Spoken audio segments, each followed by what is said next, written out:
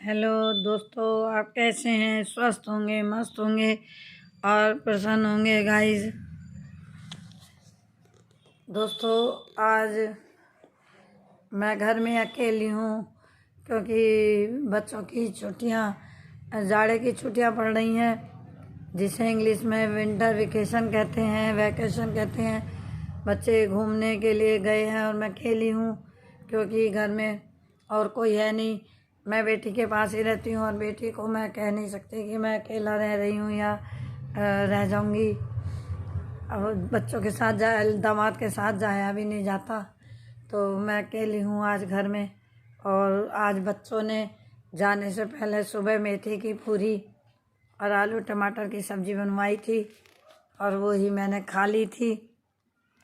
और दोस्तों, मेरी रात भर बहुत ही ज़्यादा तबीयत ख़राब रही और मैं बैठी मैंने रात गुजारी और मुझे ठंड से इतनी खांसी जुकाम और बलगम मेरे गले में जम गया कि वो मेरी तबीयत सही नहीं हो के आ रही। और रात में मुझे सांस नहीं आया, जबकि मैंने बादाम भी खाए थे 2-4 और 5-7 बादाम भी खाए मैंने, जिससे कि ठंड कम लगे। लेकिन सर्दी ने इस समय पूरा जोर पकड़ रखा क्योंकि हमारा घर हरिद्वार से ज़्यादा दूर नहीं है और मेरे घर के पीछे भी नदी है और चारों तरफ गंगा ही गंगा है। तो हमारा जो घर है जहाँ है वहाँ ठंड का बहुत बड़ा डेरा है और इसमें इतनी ठंड है गजब की कि बिस्तर से बाहर निकल के आग भी जलाने की हिम्मत नहीं होती है।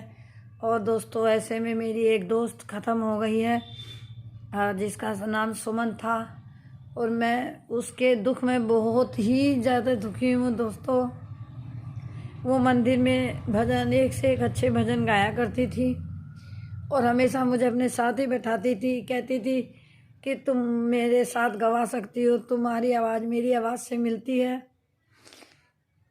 और तुम ही मेरे भजन गवा सकती हो और कोई नहीं। तो मुझे उसकी मौत का बहुत दुख है और ठंड में मैं उसके घर 2-1 बार गई तो इसी वजह से मुझे ठंड लग गई। दोस्तों, उसकी एक लड़की अनमैरिड है और एक छोटा लड़का है, 10वीं क्लास कर ली है उसने, लेकिन लड़की का ज़्यादा बड़ा समस्या है उस बेचारी की, अभी उसकी शादी नहीं करी थी उनने। दोस्तों, मुझे अपनी फ्रेंड के जाने का बहुत ही दुख है, मैं बयान नहीं कर सकती।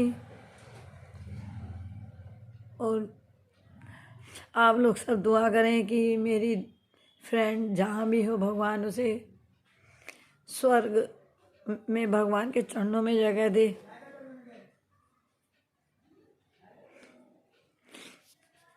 मेरे क्योंकि लड़का नहीं था तो मैं रात में अक्सर उसके घर जाके बैठ जाती थी, चाहे रात में 10 बज जाए चाहे 11 बज जाए, जब तक उसका पति ड्यूटी से नहीं आता था मैं उसके पास बैठ जाती थी। गली में सन्नाटा हो जाता था पर वो कहती थी मैं छोड़ूंगी तुम्हें, और मेरा जीवन का जो टाइम है उसके साथ बहुत स्पेंड हो रहा था। मैं उसके साथ ही ज़्यादातर अपना समय बिता लिया करती थी और आदत की बहुत अच्छी थी। उसके घर कोई चला जाए उसे खाना, चाय के समय चाय, वो इतनी इज्जत देती थी कि उसकी तारीफ जितने करूं उतनी कम है। कुछ लोग ऊपर से स्पेशल आते हैं, वो उन्हीं में से एक थी और भगवान उसकी आत्मा को शांति दे। दोस्तों, मैं अपनी वीडियो यहीं समाप्त करती हूँ। मेरी सहेली के लिए आप लोग